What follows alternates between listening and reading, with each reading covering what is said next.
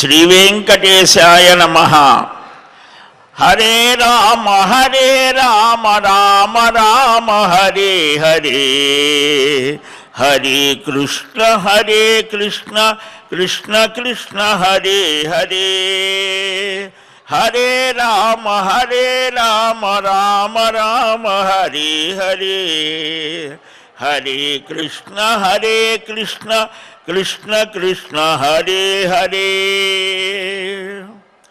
నారాయణ నారాయణ జయ గోవింద హరే, నారాయణ నారాయణ జయ గోపాల హరే, కరుణాపారావార వరుణాలయ గంభీర నారాయణ, నవనీరద సంకాశ కలికల్మషనాశన నారాయణ, యమునా తీర విహార ధృత కౌస్తుభ మణిహార నారాయణ, పీతాంబర పరిధాన సుర కళ్యాణ నిధాన నారాయణ,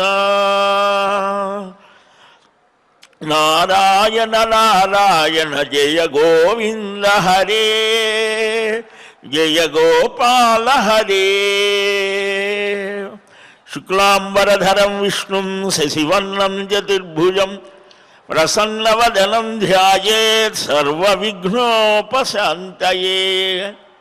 యస్య ద్విరదవక్త్రాజ్యాః పారిషద్యాః పరస్యతం, విఘ్నం నిఘ్నంతి సతతం విశ్వక్సేనం తమాశ్రయే. శ్రీవేంకటాచలాధీశం శ్రియాధ్యాసితవక్షసం, శ్రితచేతనమందారం శ్రీనివాసమహం భజే. శ్రీలక్ష్మీవల్లభారంభాం విఖనో మునిమధ్యమాం, అస్మదాచార్యపర్యంతాం వందే గురుపరంపరాం.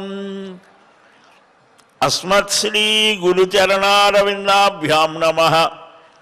పరమగురుభ్యో నమః, సర్వగురుభ్యో నమః. శ్రీవేంకటాచలపతిం శ్రితపారిజాతం, వాగీశముఖ్యసురవందితపాదపద్మం, పద్మావతీ హృదయ పంకజలోలభృంగం ప్రస్తౌమి సంతతమహం పరిపూర్ణ భక్త్యా. పరిపూర్ణమైన ఆనంద ఘనస్వరూపుడు,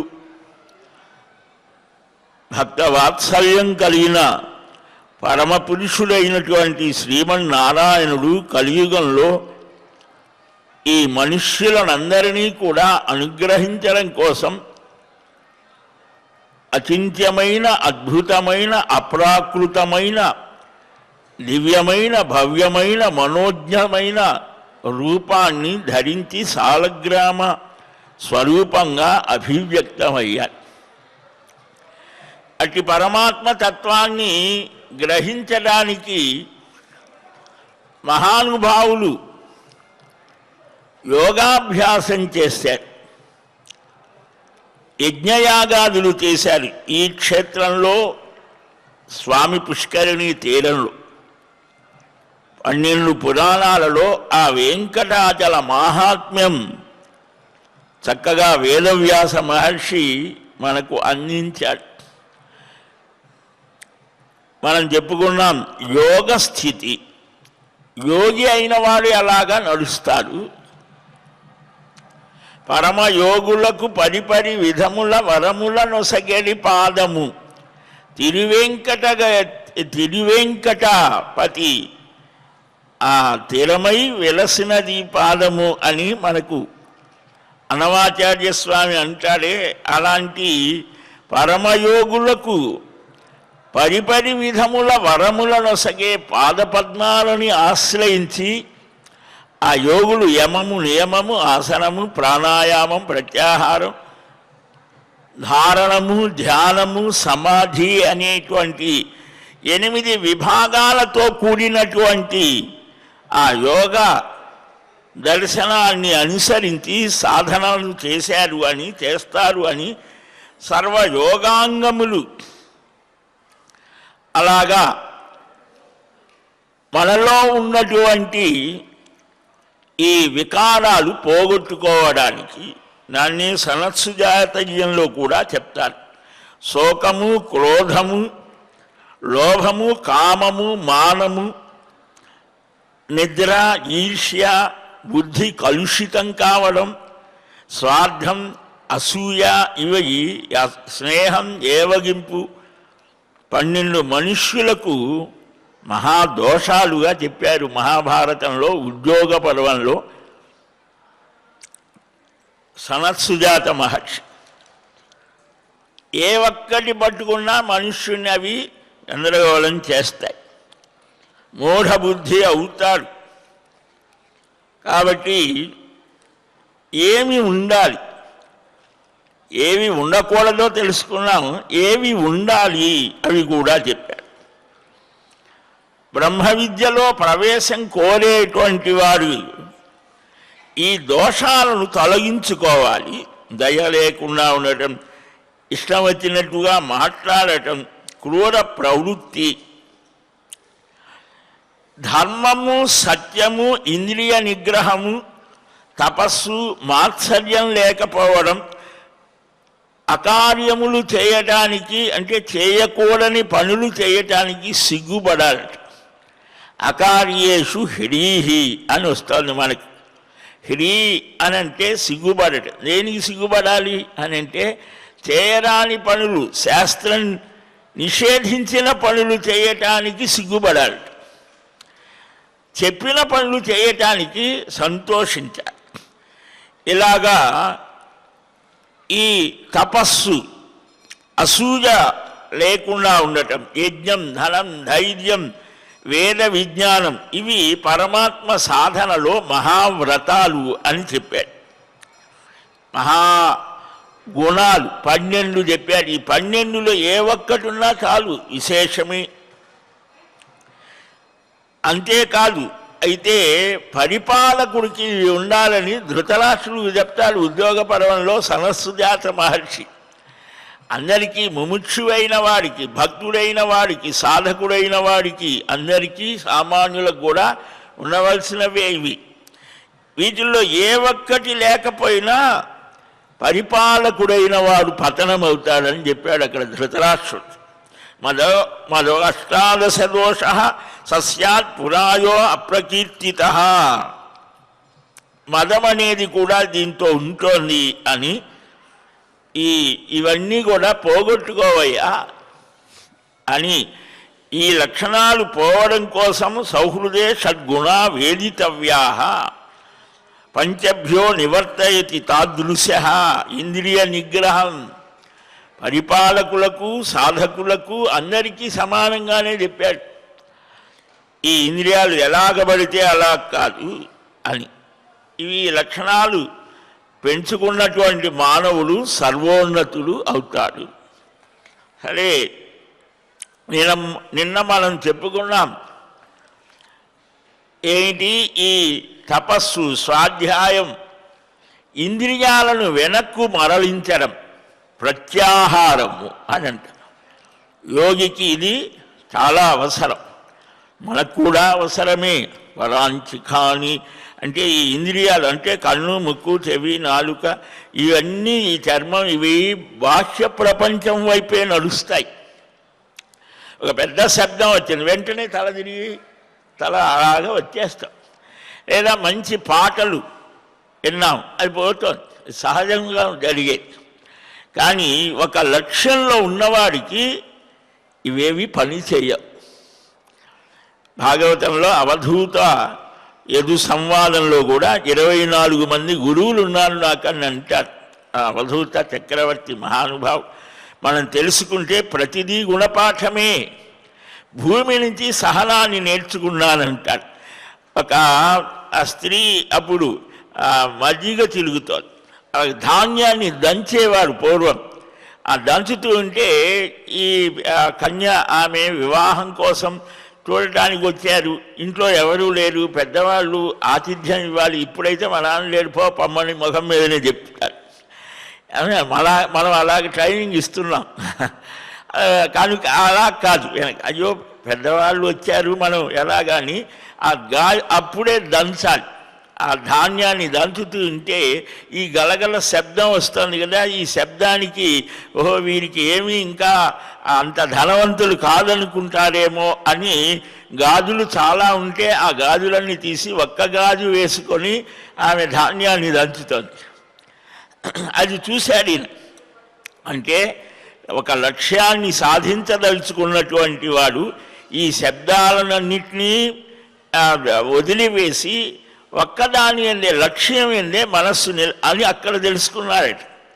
ఒక చేపలు పట్టేవాడు ఏకాగ్రత పక్కనే మహారాజు గారు వెళ్తుంటే పెద్ద పెద్ద శబ్దాలు డ్రమ్స్ వాద్యాలు వినిపిస్తూ ఉంటే అయిన తర్వాత ఎరా ఇట్లు వెళ్ళాడు కదా, నువ్వు చూసావు, నాకు అవేవి తెలియదు, ఇవి ఏదో వేశాను, దానికి అవేవో పడ్డాయా లేదా అనే దాని మీద మనస్సు ఉన్నది అని అంటే ఏంటి, మనం కూడా ఒక ఏకాగ్రతతోనే కొన్ని పనులు చేస్తాం, కానీ ఇక్కడ పరమాత్మ యందు నిలిపితే అది యోగం అవుతుంది, లేకపోతే అది మామూలుదే అవుతుంది. మనం కూడా చూస్తూ ఉంటాం కదా, పిల్లవాడు ఇంట్లో ఏదో కంప్యూటర్ ముందు ఏదో వాడిని చాలాసార్లు పిలుస్తానమ్మా, ఒరే ఇది తాగరా అది తినరా అంటాడు.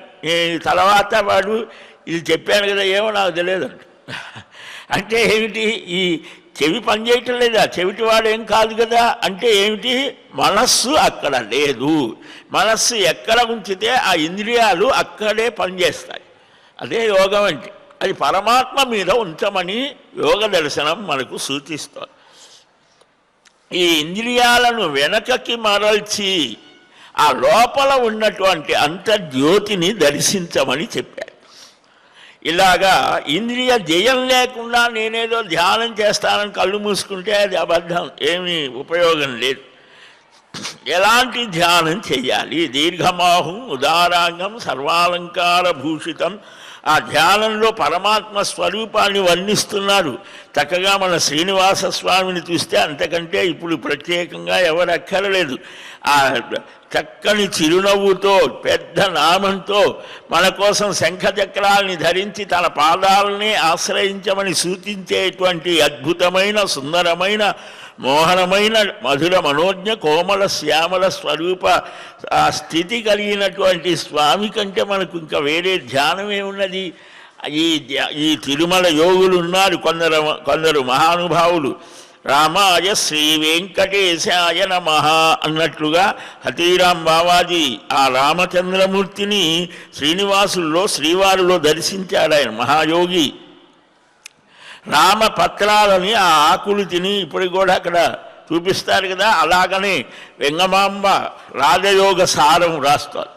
అలాగనే మన అనంతాల్వార్ మహాయోగి, వీరంతా కూడా ఆ మహానుభావులు. కాబట్టి ఈ సర్వయోగాంగాలు వీటన్నిటిలో ఈ ఇంద్రియాలని విరమింపచేసి పరమానందయుక్తుడై నివాత దీప కలికవత్ అన్నారు భగవద్గీతలో. దాన్నే ఇక్కడ కూడా ఆయన కూడా ధ్యానం అన్యత్ ప్రవక్ష్యామి అని, గాలి లేని చోట దీపం ఎలాగైతే కదలకుండా ఉంటుందో అలాగ మనస్సుని నిలపాలి.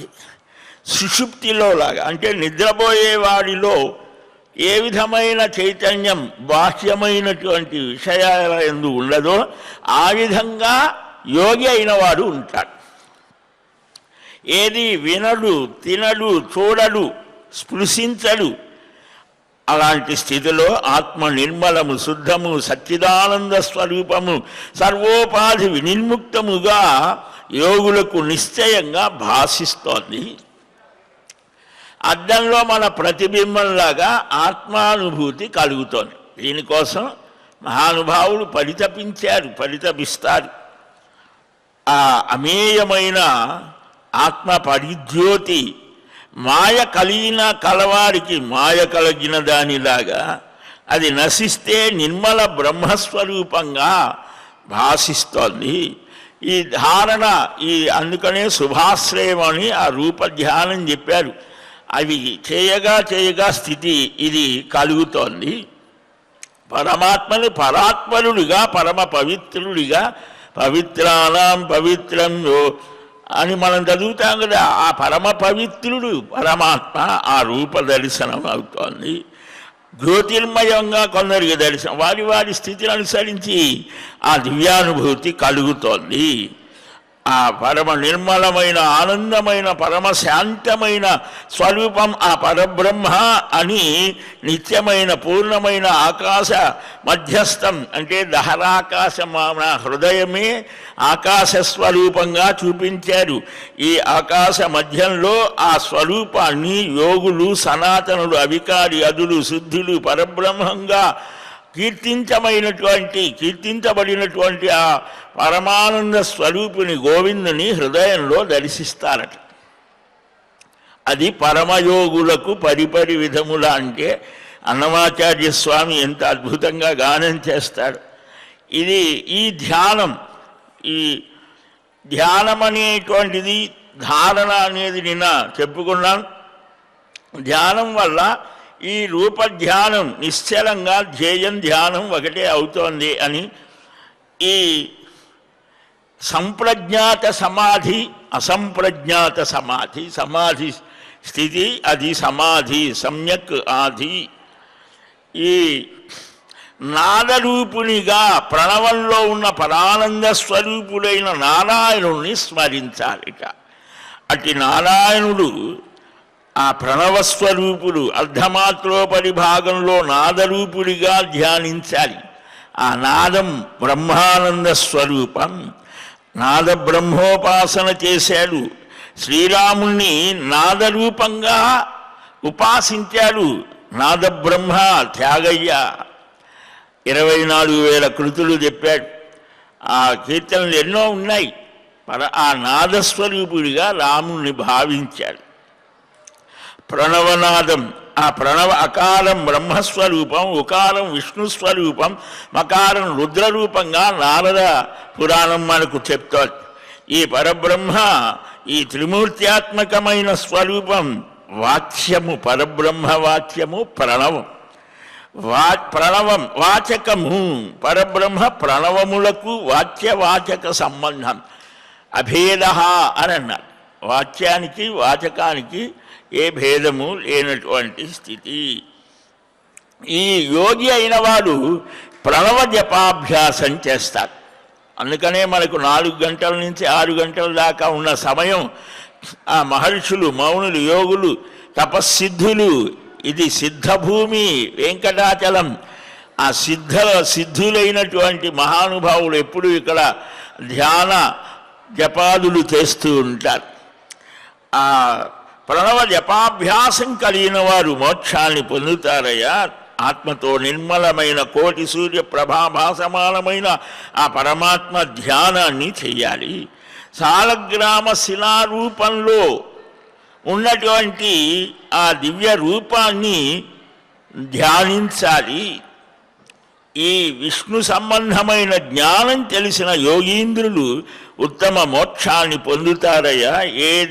యదేతద్ వైష్ణవ జ్ఞానం కథితంతే మునీశ్వర ఏతద్విదిత్వా యోగీంద్రో లభతే మోక్షముత్తమం అని ఈ నారద పురాణంలో మనకు 33వ అధ్యాయంలో చాలా స్పష్టంగా చెప్పడం జరిగింది. ఈ సమాధి అనే ఇంకా చాలా విశేషాలు ఉన్నాయి. పతంజలి యోగ దర్శనంలో అవి మనం చూడవచ్చు. ఏ స్థితికి వెళితే వాడికి ఏ సిద్ధులు వస్తాయి, అవి ఎలాగా ఆటంకాన్ని కలిగిస్తాయి. అనిమ గరిమ లఘిమ ప్రాకామ్య ఈసిత్వ వసిత్వాది సిద్ధులు చాలా చిన్నగా అవ్వచ్చు, పెద్దగా అవ్వచ్చు, అసలు కనిపించకుండా పోవచ్చు. అంతర్ధానం అయ్యే యోగులు ఉన్నారు, ఇప్పటికీ ఉన్నారు. మాట్లాడుతూనే అంతర్ధానం అయిపోతారు. ఆకాశయానం చేయగలరు, ఎక్కడో జరిగేది తెలుసుకోగలరు. అక్కడికి పోయి వాళ్ళు ఏదో రక్షణ చేయగలరు తమ భక్తులని. ఒకే సమయంలో 4-5 చోట్ల దర్శనం ఇవ్వగలరు యోగసిద్ధులు. అవన్నీ కూడా అల్పమైనవి అని కూడా అన్నా.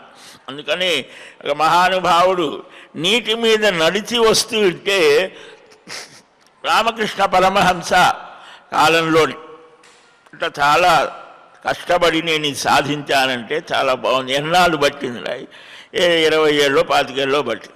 ఒక అనాయిస్తే పడవవాడు అవతల నుంచి దాటిస్తాడు.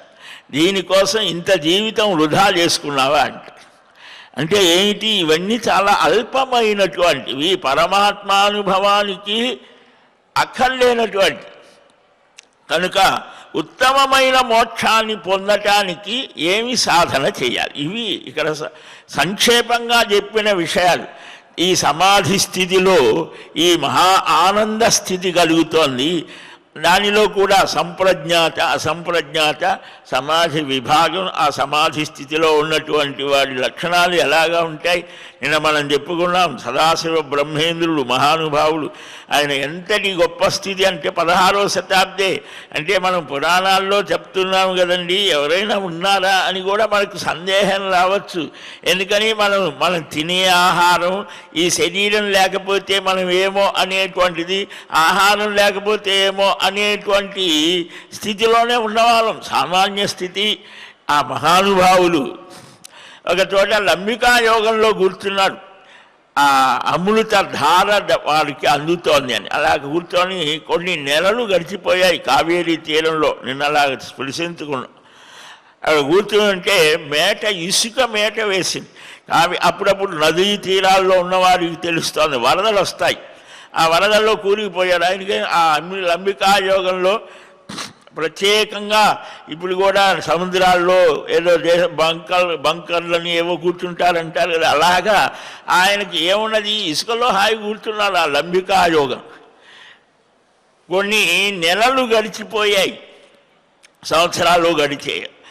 ఎవరో ఒక రైతు ఆ ఇసుక కోసం తవ్వుతూ ఉంటే దాన్ని ఏమంటారు, పార, అది తగిలి రక్తం వస్తుంది. అయ్యో భయపడిపోయాడు. అందరి ఇసుక మెల్లగా తొలగించాడు. ఈ హడావిడికి అప్పటికి స్పృహ కలిగింది, లేచి మామూలుగా వెళ్ళిపోయాట. మనమైతే ఎన్ని సంవత్సరాలు కౌంటింగ్ ఏమిటి, అది ఏమి లేదు, మామూలుగా సహజంగా లేచి వెళ్ళి. అలాగ వెళ్తూ ఉంటే ఆ రోజుల్లో 15వ శతాబ్దం ఒక నవాబు పరిపాలన, ఆయన ఒక గుడారంలో ఉన్నాడు. ఆ గుడారంలో నుంచి అక్కడ స్త్రీలు ఉంటారు. దాంట్లో నుంచి ఆయన అవధూత, ఒంటి మీద వస్త్రాలు ఏవి ఉండవు. వెళ్ళిపోతూ ఉంటే ఆయనకి స్త్రీ పురుష భేదమే లేదు, మనకున్నది కానీ ఆయనకేమీ లేదు, ఏ భేదాలు లేవు.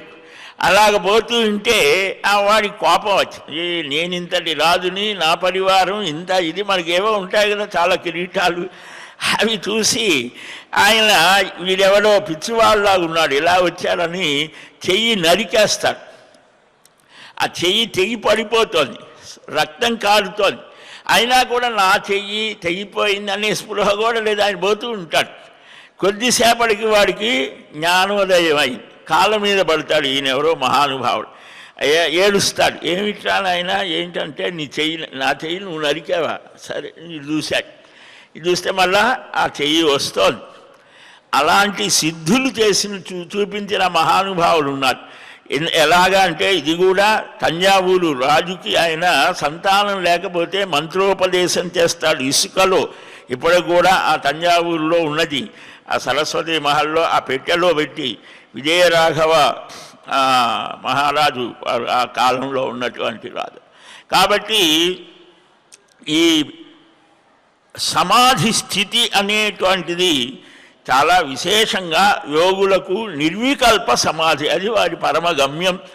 అరే అదొకటి. సమాఖ్యాతాని సర్వాణి యోగాంగాని మహామునే ఇదానీమపి సర్వజ్ఞ యత్పృచ్ఛామి తదుచ్యతాం యోగో భక్తిమతామేవ సిద్ధ్యతీతి త్వయోదితం యస్య తుష్యతి సర్వేశస్తస్య భక్తిశ్చ శాశ్వతం. నారద మహర్షి అంటారు, సనక మహర్షి, మహానుభావ సర్వయోగాంగాలు సంక్షేపంగా చెప్పారు, చాలా సంతోషం. అయితే ఇప్పుడు నేను ఇంకా కొన్ని విషయాలు అడుగుతున్నా. అదేంటి అంటే, మీరేం చెప్పారు అని అంటే, భక్తి కలిగిన వాడికే ఈ యోగం సిద్ధిస్తోంది అని చెప్పారు. సామాన్యంగా యోగులు కానీ జ్ఞానులు కానీ ఇలా వీరంతా భక్తి నుంచే వచ్చేది. భక్తి చేయడం వల్ల ఆ పరాకాష్ఠ స్థితితో వాడి ఇష్టదైవాలు ఇలాగ నలవమని బోధిస్తాయి. ఆ సర్వేశ్వరుడు సంతోషించినప్పుడే భక్తి స్థిరంగా ఉంటుంది అని కూడా చెప్పారు. ఎలాగ సంతోషిస్తాడు ఆ జనార్దనుడు? జనాన్ని అర్దయతీతి జనార్దన అని ప్రళయకాలంలో తన భక్తులను చక్కగా అనుగ్రహించేవాడు. ప్రళయం అంటే ఏదో భీకరమైనదని కాదు, సర్వజీవరాశిని తనలో లీనం చేసుకుంటాడు. నామరూపాలు కోల్పోయి ఆ బీజప్రాయంగా ఉంటాయి, మళ్ళీ అభివ్యక్తం అయితే అదే సృష్టి. ఆయనకొక ఆట అది, స్వయం క్రీడం క్రీడాత్మకమవాసృజతు. పిల్లవాడు ఏ విధంగా అయితే నదీ తీరంలో ఇసుక తిన్నెలలో ఆడుకుంటూ, ఇప్పుడు ఆటలు లేవులేదు, మనం అంతా ఆడుకున్నాం, కాలు పెట్టి దాని మీద ఇసుక పెట్టి, ఇది ఇల్లు, ఇది వాకిలి, ఇది గుడి, అన్ని ప్లాన్, ఇంజనీర్ ప్లాన్ అంతా చిన్న వయసులోనే ఆటల్లో వచ్చేది. అప్పుడు ఎవడైనా సరే కొంచెం కదిలిస్తే వాడికి పట్టరాని కోపం వస్తుంది. అంతా అయిపోయిన తర్వాత వాడే ఒక తన్ను దన్నేసి వెళ్ళిపోతాడు. బాల్య చేష్ట అంట. మనం చేసే మన వాళ్ళు చేసే ప్రతి దానిలో కూడా చూస్తే చాలా ఉన్నాయి. అలాగే భగవంతుడు కూడా ఈ క్రీడట ఆయన రంగనాథుడు అంటే కూడా అదే. రంగం అంటే ఈ ఒక ఆట స్థలం, నటనా స్థానం, దానికి డైరెక్షన్ చేసేటువంటి వాడు. అన్నిటికీ ఇవే అసలైన అర్థాలవి. సరే స్వామి, ఎలాగా సంతోషాన్ని పొందుతాడు అంటే సనక మహర్షి చెప్తున్నాడు, నారాయణం పరం దేవం సచ్చిదానంద విగ్రహం భజ సర్వాత్మన విప్ర యది ముక్తిమభీప్ససి. ఆనందం అక్షరం శూన్యం అవస్థాత్రితయైరపి ఆకాశమధ్యగం దేవం భజ నారద సంతతం. సత్కథాయాంచ రమతే సత్కథాంచ కరోతి యః సత్సంగో నిరహంకారస్తస్య ప్రీతో రమాపతి. రామ సంకీర్తనం విష్ణోక్షుతృ స్కలతాదిషు కరోతి సతతం యస్తు తస్య ప్రీతో యథోక్షజః. యాతు నారీ పతిప్రాణ పతిపూజా పరాజన తస్యాస్తుష్టో జగన్నాథో దదాతి స్వపదం ముని. అక్కడక్కడ శ్లోకాలు మనం చదివి, దాని మధ్య ఇంకా చాలా ఉన్నాయి విశేషమైనటువంటివి. అంటే ఎలాగ సంతోషిస్తాడు, ముక్తి మీద వాంఛ కలిగినటువంటి వాడికి నారాయణుణ్ణి ఎలాగ సేవించాలి అంటే సర్వ విధాలా సేవించాలి. విష్ణుపరాయణుడైనటువంటి మానవుణ్ణి శత్రువులు బాధించరు. ప్రహ్లాదులు నీ తండ్రే హింసించాడు, సర్పాల చేత కల్పించాడు, కొండల మీద నుంచి త్రోయించాడు లోయల్లోకి, ఎన్నెన్నో చేశాడు. ఏమైనా హాయిగా నవ్వుతూ ఉన్నాడు. ఏదో సినిమా కథలాగా ఉందండి అని అంటారేమో రామదాసు. మన అన్నమయ్య భక్తులంతా వారి జీవితం పూల పాన్పు కాదు, పూర్వ ఉత్తర భాగాలుగా చూస్తే ఈ సాధన దశలో వారు అనేక రకాలైన ఆటంకాలు ఎదుర్కొన్నారు. ఆ తర్వాత అందరూ వారిని అంటే వారు గుర్తిస్తారు. ప్రపంచం గుర్తింపు కోసం కాదు కదా, నోబెల్ ప్రైజో లేకపోతే ఏదో అవార్డుల కోసం వాళ్ళు చేసిన వాళ్ళు కాదు కదా, భగవత్ ప్రీతిగా చేశారు. అందువల్ల భగవంతుడే వారి రక్షణ బాధ్యతను అనన్యాశ్చింతయంతో మాం ఏ జనా పర్యుపాసతే తేషాం నిత్యాభియుక్తానాం యోగక్షేమం వహామ్యహం. అక్షర సత్యమది విశ్వసిస్తే ఆ నారాయణుని సర్వ విధాలా సేవిస్తారు. శత్రువులు కూడా హింసించలేరు, గ్రహబాధ ఉండదు. గ్రహబలమేమి రామానుగ్రహమే బలము అంటాడు త్యాగయ్య. కనుక దేవదేవుడు జనార్దనుని యందు దృఢమైన భక్తి కలిగిన వారికి అన్ని విధాలా శ్రేయస్సులు సిద్ధిస్తాయి. ప్రేయస్సు శ్రేయస్సు రెండు. మనకు ప్రియమైనది ఇష్టమైనది ప్రేయస్సు, మనకు హితమైనది శ్రేయస్సు. పరమాత్మ శ్రేయస్సు ఇస్తాడు కానీ ప్రేయస్సు అక్కర్లేదు. మనం అడుగుతూ ఉంటాం. తన భక్తుడైన వాడికి ఇవ్వడు, అక్కర్లేని వాడికి అన్నీ ఇస్తాడు. అందుకని ఒక గురువుగారు సంచారానికి వెళ్ళాడు. ఒక గ్రామంలో అందరూ కూడా సిరి సంపదలతో ఉన్నారు, భోగభాగ్యాలతో ఉన్నారు. ఈయనను ఎవ్వరూ పట్టించుకోలేదు. మీరు ఇంకా సిరి సంపదలతో ఉండుగాక అన్నాడు. ఇంకొక గ్రామం వెళ్ళారు. అక్కడ అందరూ పాపం పేదవారు, ఆ రోజు శ్రమపడి తెచ్చుకొని జీవించేవారు. ఈయన చూడగానే అయ్యా స్వామి రండి, మాకు మంచిని బోధించండి అని కూర్చోబెట్టి ఆయనకి సకలోపచారాలు చేసి చక్కగా ఏదో చేసి వెళ్తూ ఆయన మీరంతా చల్లా చెదురవుగా. ఈ శిష్యుడికి ఏం అర్థం కాలేదు. గురువుగారికి ఏదైనా మానసికంగా ఏదైనా ఇబ్బంది ఉందేమో ఒకసారి అయినా అడుగుదామని, ఏమండి గురువుగారు ఇదేమిటి, మిమ్మల్ని ఎంతో పరిచర్య చేసి సేవ చేస్తే వీరిని ఇలా అంటే, ఏం లేదురా వీడు బాగా ధనంతో మదోన్మత్తులై ఉన్నారు, ఎలాగైనా సరే నేనే చక్కగా ఉండాలి, వీడు గనక బయటకు వెళితే ఈ లక్షణాలు అందరికీ అంటిస్తాడు, ఎక్కడే పడి ఉంటే వాడు అక్కడే అయిపోతాయి. ఇక్కడ వీళ్ళు అలా కాదు, దయా సహనము ఓర్పు ప్రేమభావం అందరితో కలిసిమెలిసి ఉండే స్వభావం ఇవి ఇక్కడే ఉంటే అందరికీ అందవు. వీళ్ళు అన్ని చోట్లకు తిరిగితే అందరికీ ఈ లక్షణాలు ఒక ఆదర్శప్రాయం అవుతాయి. మన ఆలోచనలకు మహాత్ముల ఆలోచనలకు ఎంత తేడా ఉందో చూడండి. కనుక దృఢమైనటువంటి భక్తి కలిగిన వారికి సర్వశ్రేయస్సులు కలుగుతాయి. భగవద్గీతలో కూడా స్వామి చెప్తాడు, నమే భక్త ప్రణశ్యతి, నా భక్తుడు ఎప్పుడు నశించడు. అందుకనే యోగి కంటే కూడా సర్వేషు కాలేషు సర్వకాలాలలో ఎవరైతే నన్నే స్మరిస్తారో వాడే యోగి కంటే తపస్విభ్యో అందరికంటే అధికుడు వాడే అని భగవద్గీతలో స్వామి చెప్తాడు. అందువలనే హరినామ కీర్తన చేసేటువంటి వారు, ఆయన దర్శించే నేత్రాలే సఫలము. శ్రీనాథు వర్ణించు జిహ్వ సురరక్షకుని చూచు చూట్కులు శేషశాయికి మృక్కు శిరము. భాగవతంలో చెప్పినటువంటిదే ఇక్కడ కూడా చెప్తూ ఉన్నాడు. ప్రతిరోజు ఆలయానికి వెళ్ళి ప్రదక్షిణాది కృత్యాలు చేయడం వల్ల పాదాలు పవిత్రమవుతాయి.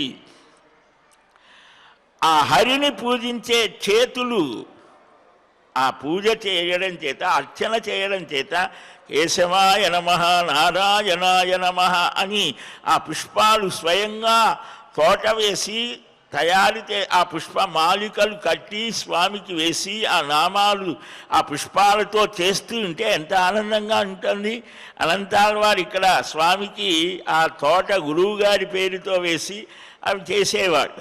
ఆ ఆనందం మనకు కూడా అవకాశం ఉన్నవాడు అలాగే తెస్తారు, లేదా ఎలాగనో సంగ్రహించి అంటే తీసుకొని వచ్చేయని తులసి మాలికలు. ఇలాగా ఆ భగవద్ ఆరాధన వల్ల గృహే దేవాయతనేవా భక్త్యా భగవంతం నారాయణం అర్చయేత్ తద్విష్ణో పరమం పదం గచ్చతి ఇది విజ్ఞాయతే. విఘనస మహర్షి చెప్తాడు. ఆ విఘ్నో మునీంద్రుడు భగవద్ ఆరాధనా విధానాన్ని 4 వేదాలలో ఉన్నటువంటి ఆయా మంత్రములతో భగవంతుడైన శ్రీమన్నారాయణుని ఏ విధంగా అర్థించాలో చెప్పారు. అదే వైఖానస భగవత్శాస్త్రం. దాన్ని అనుసరించే శ్రీవారి ఆలయంలో ఉత్సవాలన్నీ కూడా నిర్వహించడం జరుగుతోంది. ఆరాధన ఆయన చెప్పాడు. గృహే దేవాయతనేవా, గృహంలో అది స్వార్థం పరార్థం. అది అంటే మన కోసం చేసేటువంటి ఇంటిలో చేసేటువంటి అర్చన నిత్యము దేవతారాధన చెయ్యాలి, దేవయజ్ఞం. కనుక ఈ ఆరాధన చేయడం దీనివల్ల చేతులు సఫలం అవుతాయి. నేత్రాలు దర్శనం వల్ల ఆ జిహ్వ హరినామ కీర్తన చేత సత్పురుషులు ఆ నాలుకని నారాయణ స్మరణలో గడుపుతారు. అహో మూఢధీహి కులశేఖరులు అంటారు, ప్రాణప్రయాణ సమయే కఫవాత పిత్తై కంఠావరోధన విధవు స్మరణం కుతస్తే. అప్పుడు నేనేం చేయలేనయ్యా, ఇప్పుడే అద్యైవమే విశతు మానస రాజహంస. నారాయణ, మాధవ, కృష్ణ అని శరీరం బాగా దృఢంగా ఉన్నప్పుడే, నాలుక స్వాధీనంలో ఉన్నప్పుడే నీ నామాన్ని స్మరించేటువంటి కృష్ణ త్వదీయ పద పంకజ పంజరంత అద్యైవమే విశతు మానస రాజహంస.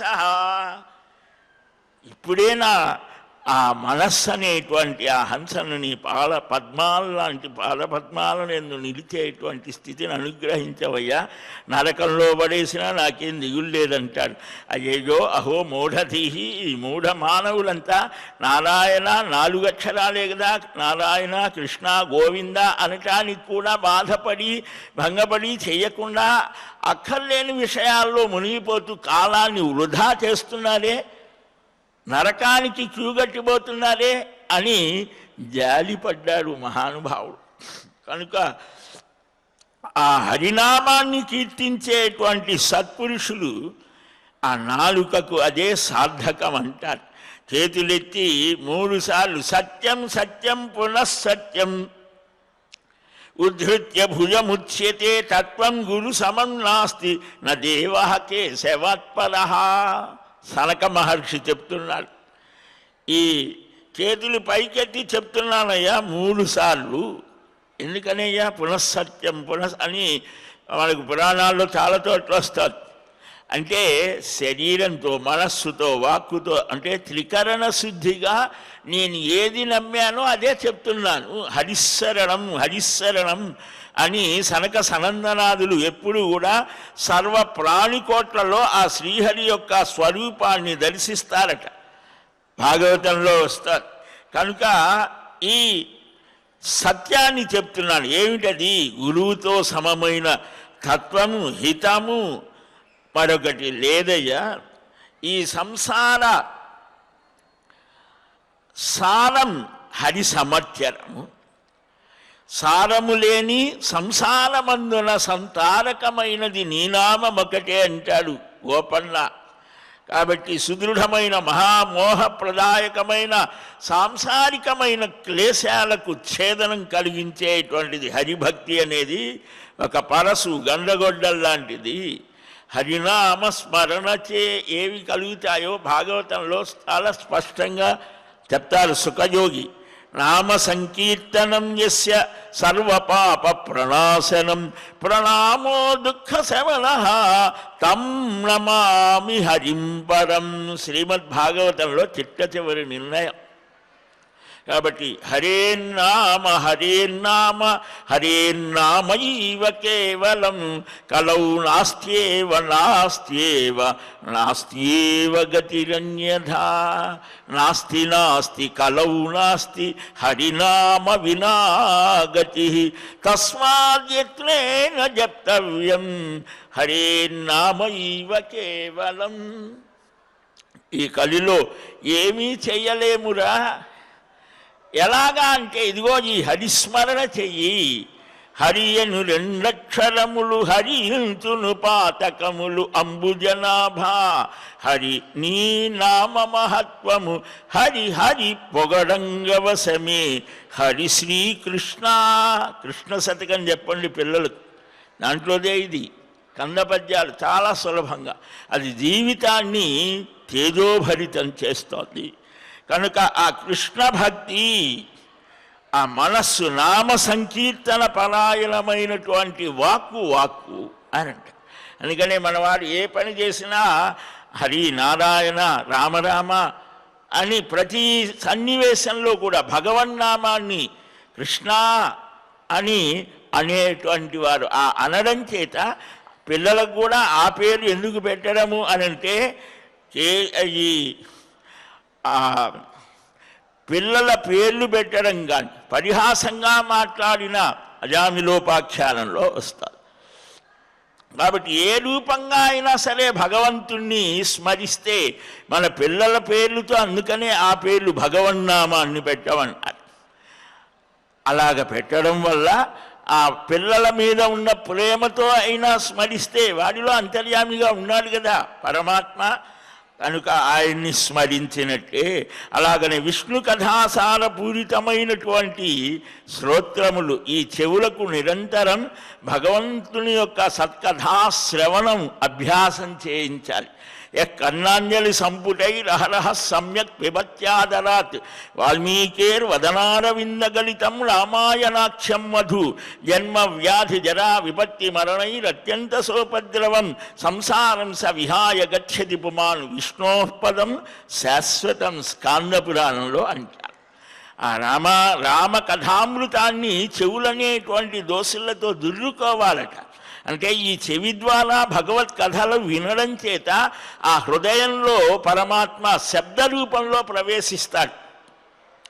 అక్కడ జన్మ జరా విపత్తి మరణై సర్వ స్థితులన్నీ తొలగిపోయి శాశ్వతమైన విష్ణుపదం లభ్యమవుతోంది.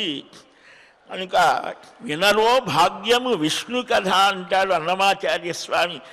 ఆ సతత విష్ణు స్మరణమే సంధ్య అని అంటారు అన్నమాచార్య స్వామి. అది చాలా ఉన్నతమైన స్థితి అనుకోండి. సామాన్య స్థితిలో మనం స్నాన సంధ్య ఇవన్నీ దేవతార్చన ఇవన్నీ చేస్తూ చెయ్యాలి. ఆ ఉన్నత స్థితికి వెళ్ళినప్పుడు ఆ కర్మలన్నీ అవే వెళ్ళిపోతాయి. ఆ ఆనందమైన అక్షరమైన అవస్థాత్రయ శూన్యమైన ఆకాశ మధ్యగతమైన పరదైవతం ఆ శ్రీహరిని సర్వకాల సర్వావస్థలలో దర్శించాలి. సర్వాంతర్యామి సనాతనుడైన దేవదేవుడు సమస్త కరణములతో కూడి ఉంటే మేలుకొని ఉన్నాడంటారు. అంటే స్వామి యొక్క స్థితి కూడా స్థానం న శక్యతే యస్య స్వరూపం వా కదాచన నిర్దేష్టం మునిశార్దూల ద్రష్టం వా ప్రకృతాత్మభిః. ఇలాగా అంటే మనం ఏ స్థితిలో ఉన్నా పరమాత్మ స్మరణ చేస్తూ ఉంటే ఆయన కూడా మనతోనే ఉంటాడు. సుషుప్తావస్థలో ఉంటాడు. ఒక్కొక్క సమయంలో సర్వోపాధి వినిర్మిక్తుడు బాహ్యాంతఃకరణరహితులై స్వరూపరహితులై పుణ్యపాప వివర్జితులై ఉన్నప్పుడు సర్వోపాధి వినిర్ముక్తుడై ఆనంద స్వరూపుడై ఆ విభువు పరబ్రహ్మస్వరూపుడైన దేవదేవుడు సుషుప్తావస్థలో ఉన్నాడు. ఈ స్థావర జంగమాత్మకమైన ప్రపంచమంతా కూడా భావనామయమే. అందుకనే భావగ్రాహి జనార్దనుడు. ఆ మధుకైటభ మర్దనుడు సర్వభూత దయాపరుడైనటువంటి వాడిని చూసి సంతోషిస్తాడు. ఆ సత్కథని వాణి కథలు అంటే భారతంలో వస్తోంది. భీష్మ పితామహుడు అంత్య సమయంలో అలాగా అంపశయ్య మీద పడి ఉన్న వేళలో ఆ అర్జునాదులతో కూడుకొని ఉంటాడు శ్రీకృష్ణస్వామి. ఒక్కసారి లేచి భీష్ముడి దగ్గరికి వెళ్దాం. ఎందుకయ్యా ఆ భీష్ముని మనస్సు ఇక్కడే తిరుగుతోంది, కృష్ణుడితో నిండిపోయింది.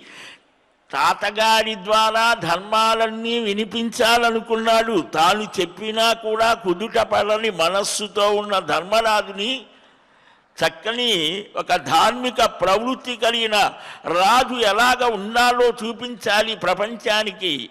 అందుకనే యుధిష్ఠిర ప్రతిష్టాత్లే నమః. ఎందుకని ధర్మరాజుకు అంతటి స్థితి?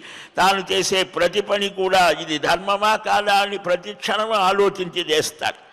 అందుకనే విధురాజులు కానీ అందరూ కూడా నిరంతరం మీరు ధర్మబుద్ధి కలిగిన వారు ధైర్యంగా ఉండండి. ఈ శకుని దుశ్శాసనుడు దుర్యోధనులు అనేక రకాలైనటువంటి బాధలు పెట్టి అవహేళన చేసినా కూడా ధర్మరాజు ఎక్కడా తొలకడు. అది ధైర్యం అంటే. వికారహేతౌ సతి విక్రియంతే ఏషాం నచేతాంసి తయేవ ధీరాః. కాళిదాసు చెప్తాడు ధీరత్వం అంటే ఏమిటి? మనస్సుకి వికల్పం వికార స్థితి కలిగించే సన్నివేశాలు. అంటే రాజ్యం కోల్పోయారు, భార్యది అవమానించబడింది, ఇన్ని స్థితులున్నా కూడా ధర్మరాజు మనస్సు ఎప్పుడు కూడా కలతపడలేదు. ధైర్యంగా ఉన్నాడు, స్థిరంగా ఉన్నాడు. ధర్మో రక్షతి రక్షిత అంటే అదే.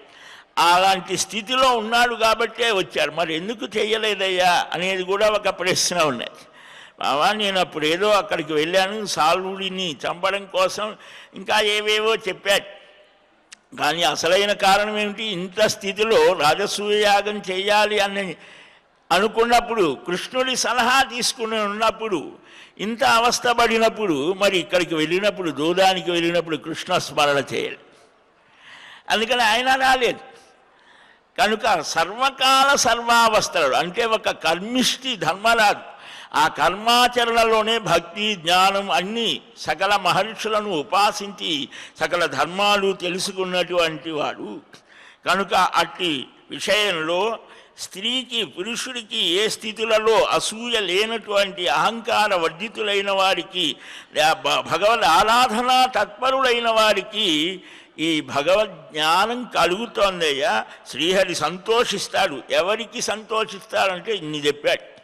కాబట్టి అవన్నీ మనలో కూడా ఉన్నాయా లేవా ఒకసారి చూసుకోవాలి. అద్దంలో చూసుకుంటే మన ముఖం ఎలాగైతే కనిపిస్తోందో, ఈ పురాణాలలో చెప్పే విషయాలు ఆయా వ్యక్తుల యొక్క స్థితులన్నింటినీ కూడా మనం అవలోడనం చేసుకొని ఏ లక్షణాలు ఉన్నాయి మనలో అనేది కూడా తెలుసుకోవాలి. వాటిని లేనివి తెచ్చుకోవాలి, వదలవలసినవి వదలాలి. అదే సాధన అంటే.